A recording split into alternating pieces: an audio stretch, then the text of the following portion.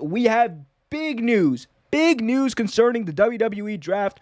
According to multiple reports from the Matman Pro Wrestling Podcast and Andrew Zarian, this year's WWE Draft is currently scheduled to take place on the 30th of August edition of Monday Night Raw and the September 3rd episode of Friday Night SmackDown. Haha, we love to fight on Friday nights. My God. The draft will consist of members of both the Raw and SmackDown roster, so only main roster talents will be involved in this, not NXT talents. Same scenario we've seen play out over the past few years.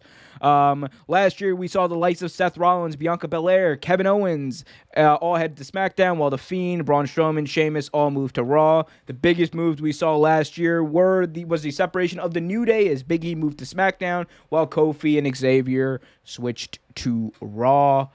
Trevor, given the fact that this is now the fourth superstar shakeup or draft, whatever you want to call it, in just the past 2 years, has the draft lost its novelty as a gimmick? I think so. I think that is a very emphatic yes. It's gotten bad now, man. Like, I remember when I was younger, like the draft was like cool. Like, oh, this is like football. This is like basketball. Like, you get to see new talent, whatever. But like it was just it after a while, like it just wears off, like what the fuck? Like why are you doing this now? And then, like you said, this is like the fourth one, like in 2 years. In 2 years. So obviously you're trying to do something. You realize your product is struggling. You're trying to, butter it up, make it better a little bit. Like it's not. It's nothing is helping at this point, and this is just making fans upset because no one cares anymore at this point. Not at all, man. Like the draft was like the fact that they had basically two draft extensions in the past, like in a matter of 3 years. They had one in 2016 where they reset the rosters, and then they had another one in 2019 where they reset the rosters, and then they had three shakeups, a wild card rule, and a honey mustard barbecue, whatever. Like they are just like it gets to a point. Like what made the draft so great, like in 2004 when they first did it, right? When they first did the draft lottery, I should say. What made that so great was the unpredictability of it and the fact that you cared.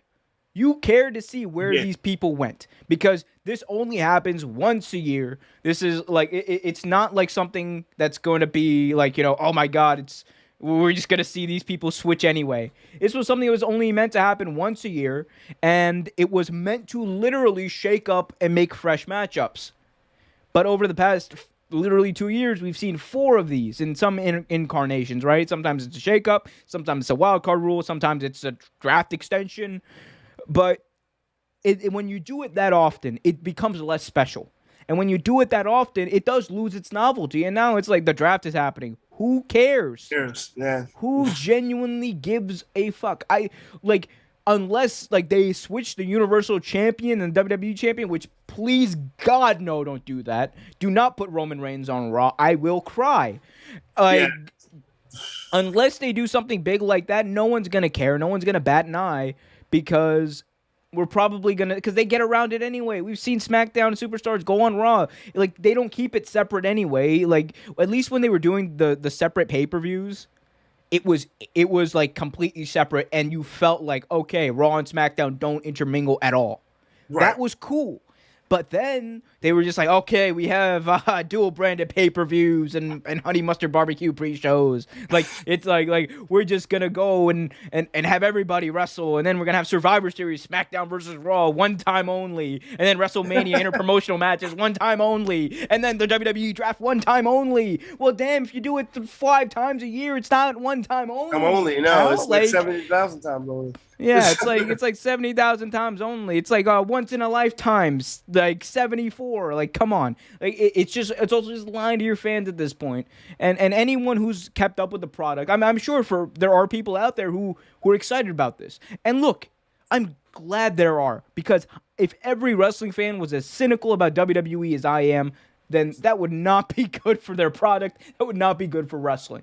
But it's gotten to a point where everything is just so run into the ground, so like ram down your throat, and just happens so frequently, you don't care, and it doesn't mean anything. And that's been a problem for WWE for a long time. And unfortunately, I think for the draft, it's going to continue. Yeah, I don't think it's going to help much at all. It's just, it's at this point, it's just they're just doing things and like hoping for a better result, and it's not. They're not going to get it. Yeah, they're not.